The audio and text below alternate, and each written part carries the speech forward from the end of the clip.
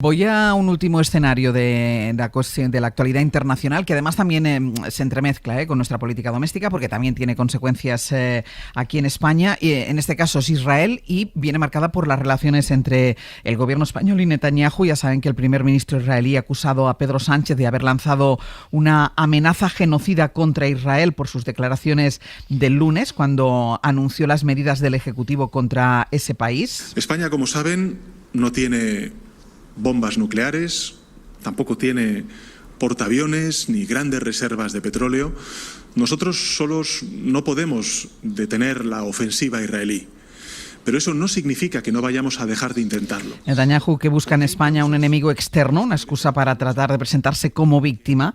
Dice el primer ministro, acusa de antisemita al gobierno de España. Enviado especial a Jerusalén, Nicolás Castellano, buenos días.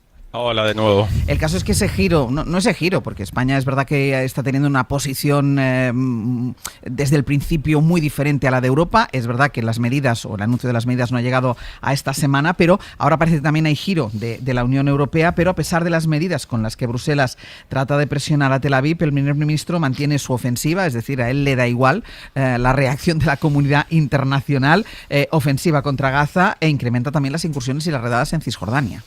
Sí, ofensiva también contra el gobierno español. Y después de todo lo que vienes comentando en la tertulia, Ángels, en el abierto sobre la ultraderecha, lo cierto es que los canales de televisión de ultraderecha, que en tanto alimentan al electorado de Netanyahu y a los ultras de la ultraderecha que están en su gobierno, sí que están dando mucho paulo a esas declaraciones en Twitter de Netanyahu contra Pedro Sánchez.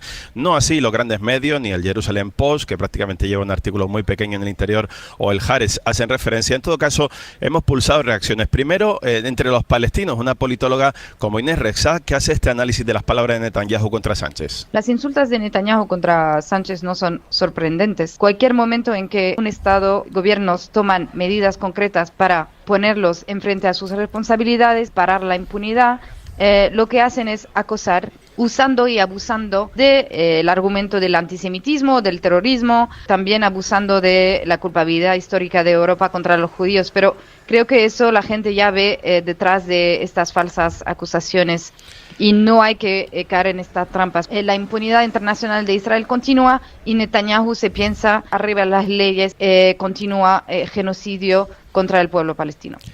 Es la directora de la Escuela Pública de Diplomacia de Palestina y también hemos hablado con la izquierda israelí. De los pocos partidos que hablan claramente de genocidio, Mauricio Lapchik. En vez de enfocarse en la condena del gobierno de Netanyahu al gobierno español de Pedro Sánchez, que ha mostrado una posición moral y clara en contra del genocidio en Gaza desde el comienzo, creo que deberíamos enfocarnos en el daño que ha cometido el gobierno criminal de Netanyahu hasta ahora. No ha habido un líder en Israel que haya hecho tanto daño a la seguridad de cualquier judío, tanto en Israel y en otras partes del mundo.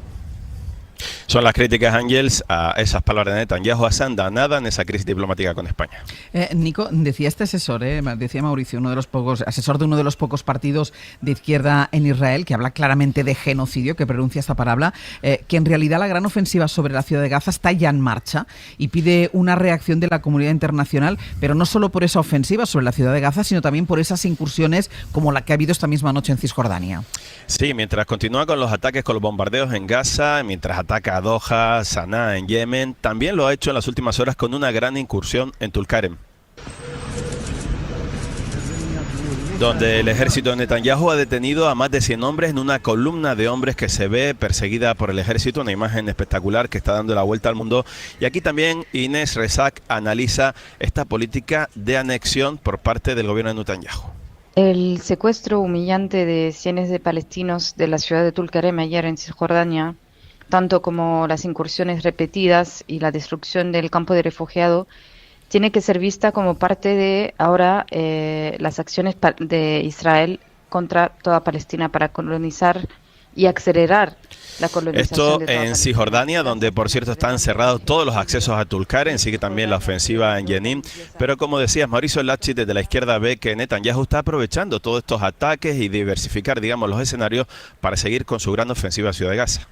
La ofensiva sobre la ciudad de Gaza, si bien de hecho no ha comenzado de manera oficial, Ya comenzó, vemos cómo el ejército israelí está bombardeando sistemáticamente. Solo en las últimas zona. horas 74 muertos. Los bombardeos han sido intensos esta noche, como nos ha contado esta trabajadora humanitaria.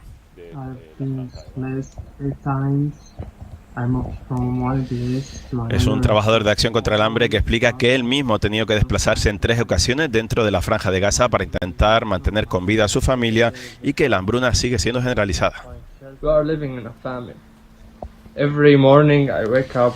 Vivimos en una hambruna, cada mañana intentamos conseguir harina, agua, no hay gas, hay muchas dificultades, nos decía este personal de Acción contra el Hambre, que ellos mismos padecen esa desnutrición.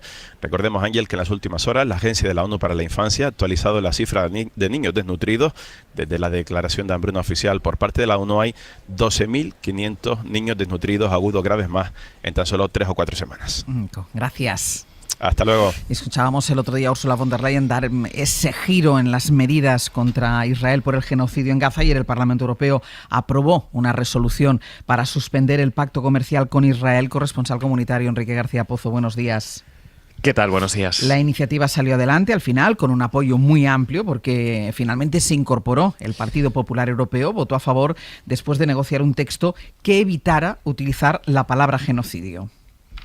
Sí, la resolución del Parlamento es simbólica, no es vinculante, pero sirve para que la Eurocámara fije su posición política en la que es la primera resolución sobre Gaza, en lo que llevamos de legislatura.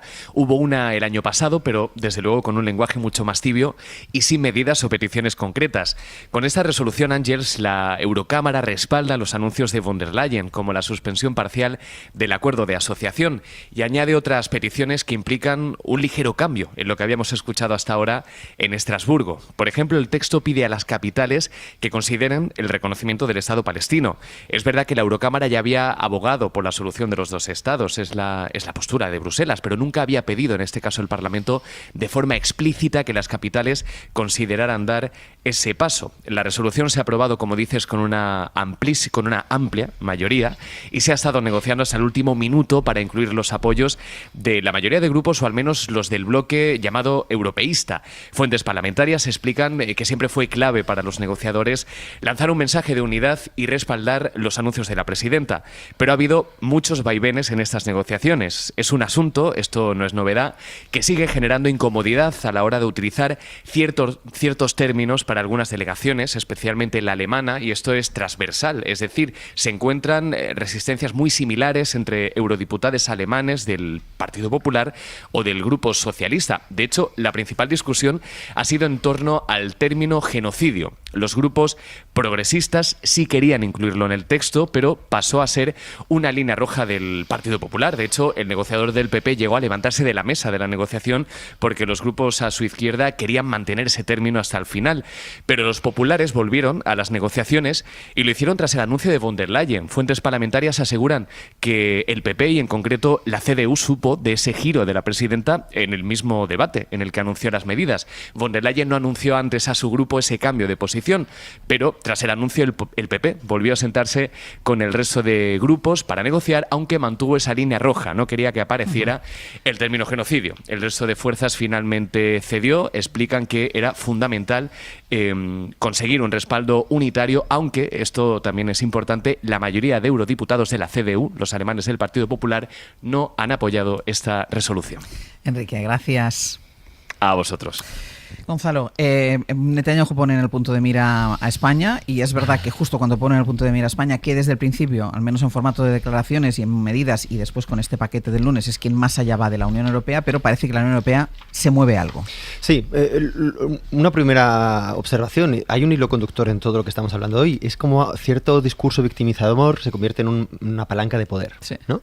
Y ahora lo estamos viendo de una manera especialmente dramática con Netanyahu. ¿Por qué? Porque su victimización pasada se convierte en una excusa y un salvoconducto para todo lo que está haciendo en el presente y lo que puede hacer en el futuro. Y el efecto de esa palanca de poder es que en el seno de Bruselas pues hay gente que no se atreve a hablar algo que ya cumple todos los requisitos, creo, de la categoría penal de genocidio, ¿no? Dicho esto, bueno, entendiendo esa dificultad intrínseca en el seno de la Unión Europea, que Ursula von der Leyen, siendo la mayoría parlamentaria en el Parlamento Europeo del Partido Popular, perteneciendo ella al Partido Popular Europeo, que ella haya cedido a una presión que en cierta manera ha sido impulsada por España, me parece que es algo, bueno, positivo, no sé si esperanzador, pero entendemos que es importante hacer estas cuestiones, ¿no? Carlos, breve.